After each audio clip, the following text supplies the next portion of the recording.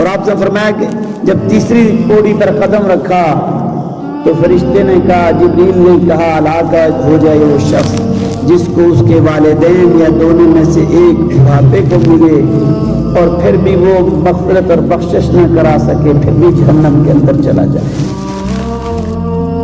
اللہ، ماں باپ مل گئے اس کو بڑھاپے میں اور اس کے لیے جنت کا ایک اللہ نے سامان کر دیا، پھر بھی وہ بدبخت رہا، نہ ماں باپ کی خدمت کر سکا، نہ ماں باپ کو خوش کر سکا۔ پھر کیا ہوا؟ ماں باپ دنیا سے چلے گئے۔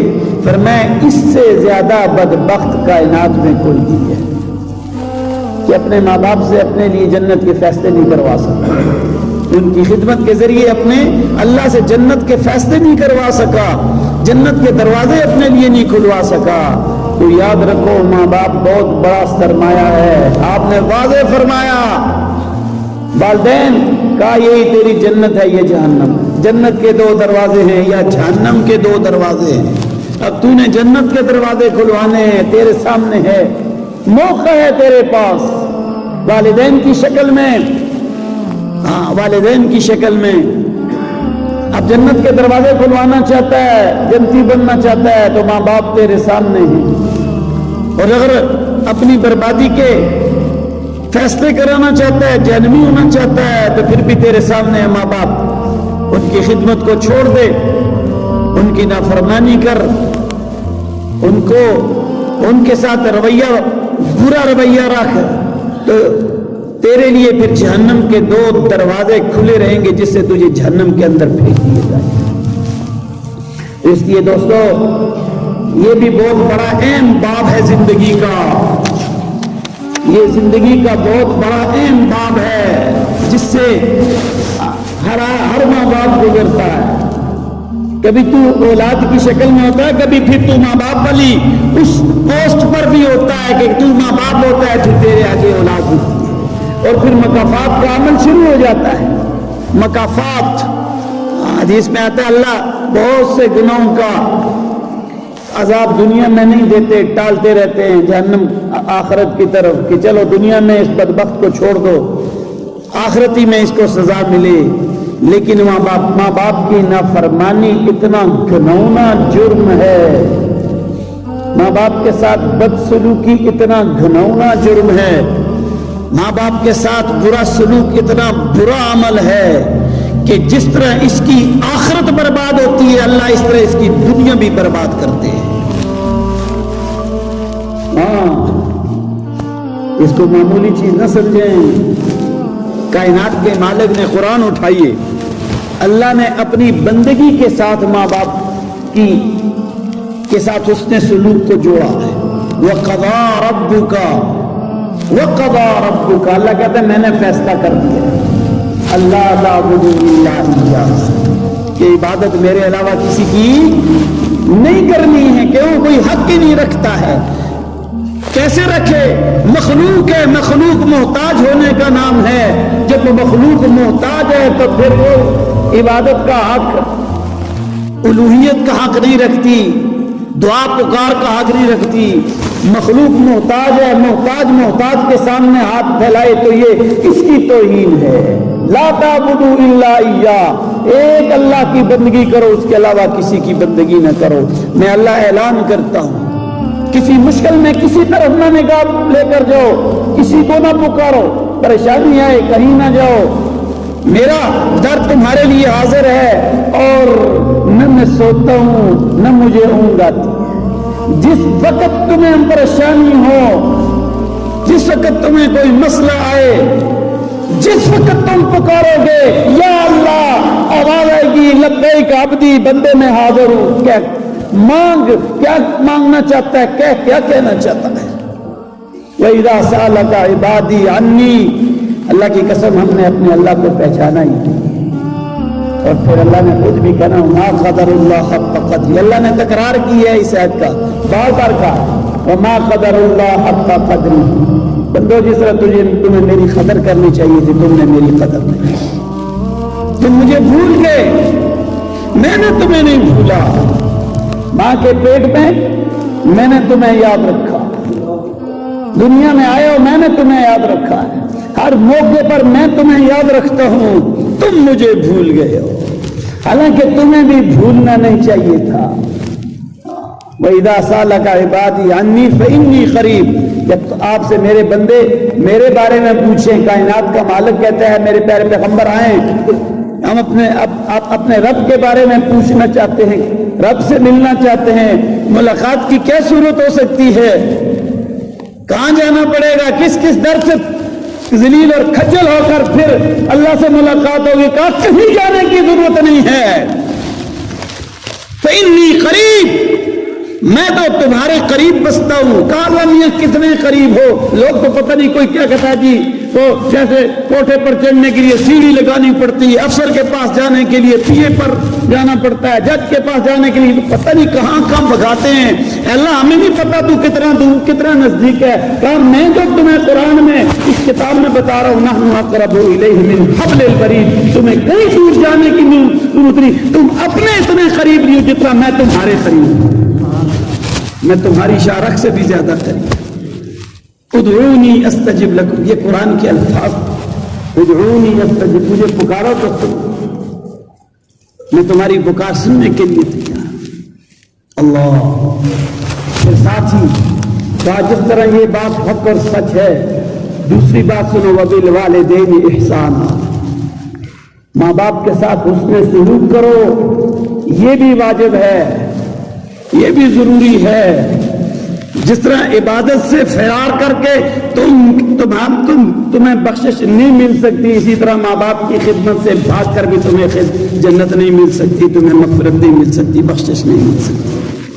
اللہ وبالوالدین احسانا، ماں باپ کے ساتھ برابری نہ کرو، برابری نہ کرو، ماں باپ کے ساتھ کیا کرو؟ حسن سلوک کرو، احسان کا معاملہ کرو۔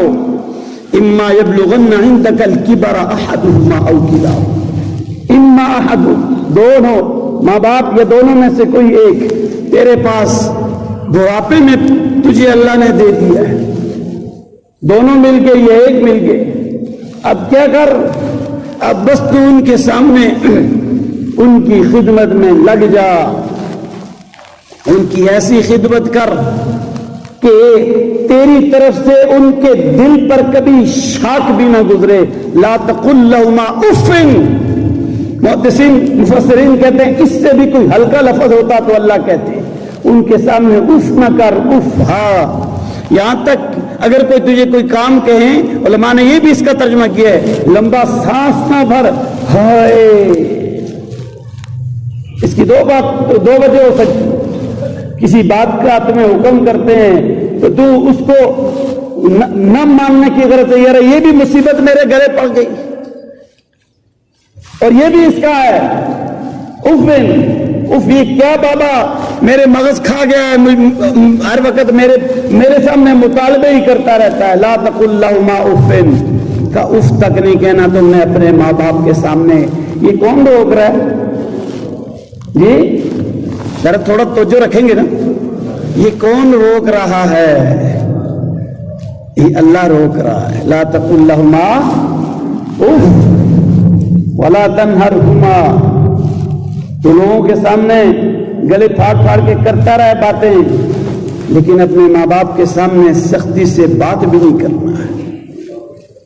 لا تنہرہما، کبھی ان کے ساتھ ڈانٹ ڈپٹ والی بات ماں باپ کے ساتھ کا لا ولا تنہرہما، کبھی ان کے ساتھ ایسی بات نہ کرنا۔ وقل لہما قولا کریما، جب بھی تو بات کرے اپنے ماں باپ کے ساتھ، گفتگو تیری ماں باپ کے ساتھ، جیسا بھی کوئی مطالبہ کریں، تیری گفتگو کیسی ہو؟ قل لہما قولا کریما، انتہائی پیاری خوبصورت بات ہو تیری طرف۔ اللہ اکبر۔ واخفض لہما جناح الذل، واخفض لہما جناح الذل، اللہ اکبر۔ کہا کہ اپنے ماں باپ کے سامنے جب تو آئے، تجھے لوگ بڑا سمجھتے ہوں گے، تو جنرل بھی ہوگا، تو صدر وزیر بھی ہوگا، تو بڑا مالدار ہوگا، تیرے بڑے نوکر چاکر ملازم بھی ہوں گے، اور گھر آئے گا تو ایک سادہ سا بابا جی، ایک سادی سی بڑھیا جی بیٹھی ہوئی ہیں، جو تیری ماں اور تیرے باپ ہے، جب تو ان کے سامنے آئے تو پھر تیرے آنے کا انداز یہ ہو کہ وہ دونوں تیرے آقا ہیں تو ان کا غلام آ رہا ہے۔ وَاخْفِضْ لَهُمَا جَنَاحَ الذُّلِّ مِنَ الرَّحْمَةِ من الرحمہ، ان کی رحمت، شفقت، محبت کے لیے کو دل کے اندر رکھتے ہوئے اپنے کندھے نرم کر کے، جیسے غلام اپنے آقا کے سامنے جا رہا ہے، جیسے غلام اپنے آقا کے سامنے جا رہا ہے کہ ماں باپ کے سامنے آ تو اس طرح کہ تو غلام ہے، تیرے ماں باپ تیرے آقا ہیں، تیرے پاس ہوتا ہے، چیزیں ہیں، پیسہ ہے، سب کچھ ہے، لیکن جو کچھ تیرے ماں باپ ہے، خدا کی قسم کائنات کی کوئی چیز ان کا مقابلہ نہیں کر سکتی۔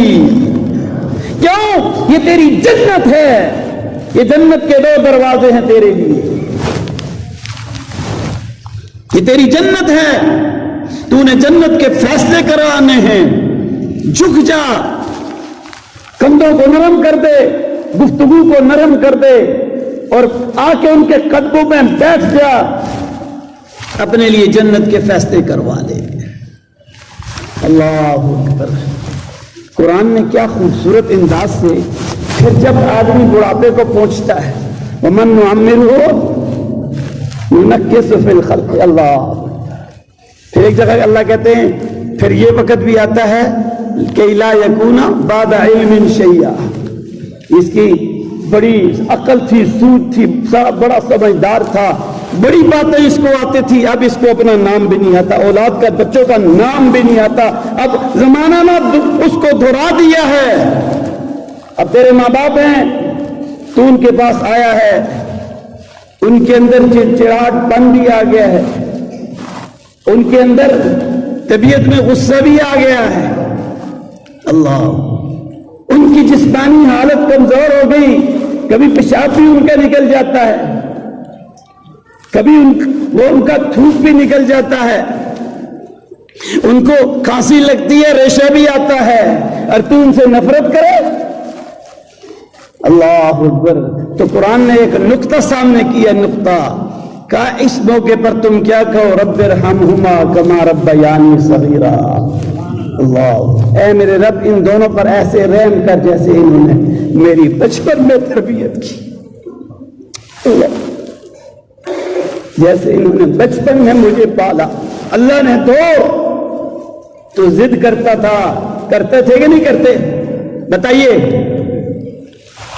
ضد کرتا تھا، تیری ضد پوری کرتے تھے، کبھی تجھے دور نہیں کیا، پیشاب کرتا تھا، ماں باپ نے تجھے پھینکا نہیں، کبھی تیرے پیشاب کو صاف کیا ہے، سردیوں کی رات پیشاب کر دیا، ماں تیرے پیشاب والی جگہ پر آ جاتی ہے اور تجھے اپنے صاف جگہ کے اوپر کر دیتی تھی، وہ منظر تو یاد رکھ، یہ سارے کچھ تیرے ماں باپ تجھ سے کر چکے۔ قُلْ رَبِّ ارْحَمْهُمَا كَمَا رَبَّيَانِي صَغِيرًا، اب بت گئے، اے اللہ میرے پر بھی یہ حالات گزرے تھے، میں بھی ان دور سے گزرا تھا، ان حالات سے گزرا تھا، کبھی میرے ماں باپ نے مجھے پھینکا نہیں، کبھی بچے اپنے ماں باپ کے کپڑوں پر پیشاب کر دیتے ہیں، ماں باپ کبھی نفرت نہیں کرتے، آج باپ کھانستا ہے تو تجھے نفرت ہوتی ہے، تیری بیوی کہتی ہے تیرا بابا بڈھا یہ دل کھانس رہا ہے، تیرے بچوں پر جراثیم آ رہے جی، اب تیری یہ بیوی ہے، اس کو بھی یاد بتا، بیوی کو بھی بتا، بچوں کو بھی بتا کہ یہ حالات جس طرح آج میرے ماں باپ پر آئے ہیں، میرے پر بھی آنے ہیں، تمہارے اوپر بھی آنے ہیں، اور آج مکافات ہے، مکافات جیسا کرو گے ویسا بھرو گے، تمہارے ساتھ بھی وہی کچھ ہوگا جو آج تم اپنے ماں باپ کے ساتھ کرو گے۔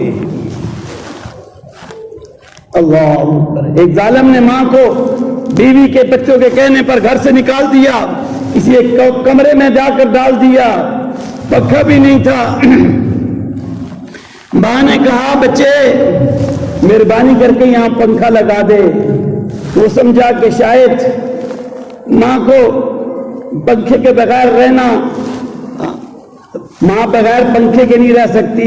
ماں نے کہا سمجھدار سے، اس نے کہا بیٹا میں پھر بھی اپنی ذات کے لیے تو برداشت کر لوں گی، کل تیری اولاد مجھے یہاں پھینکی تو پھر مجھے وہ منظر یاد آتا ہے کہ میرا بیٹا مجھے پھینک کر چلا گیا تھا، میں نے برداشت کی، میرا بیٹا کیسے برداشت کرے گا. اللہ اکبر. اس لیے دوستو، ماں باپ سے بڑا کوئی سرمایہ نہیں. بیوی مل جاتی ہے، باپ نہیں ملتا، ماں نہیں ملتی. اور یہ بھی کہہ دوں، عرض کر دوں کہ بیوی ماں اور باپ کے کہنے پر بیوی پر ظلم بھی نہیں کرنا ہے. دین سیکھو، دین سیکھو. ماں باپ کے کیا حقوق ہے، بیوی کے کیا حقوق ہے. اسلام کسی طرف کسی پہلو کو نہیں چکاتا ہے. ایسا نہیں ہو سکتا ماں باپ ظلم، تو اپنی جان پر ظلم برداشت کر سکتا ہے ماں باپ کے، تیری بیوی پر ماں باپ ظلم کرے تجھے بالکل کوئی حق نہیں ہے کہ بیوی کے اوپر تو ظلم اور زیادتی کرے. اور بیوی پر بھی کوئی حق نہیں ہے کہ وہ ماں باپ کے اوپر زیادتی کرنے کی کوشش کرے اور تجھے اس پر تیار کر، اور تو بیوی کی فرما برداری کرے. ورنہ پھر کل یہی اولاد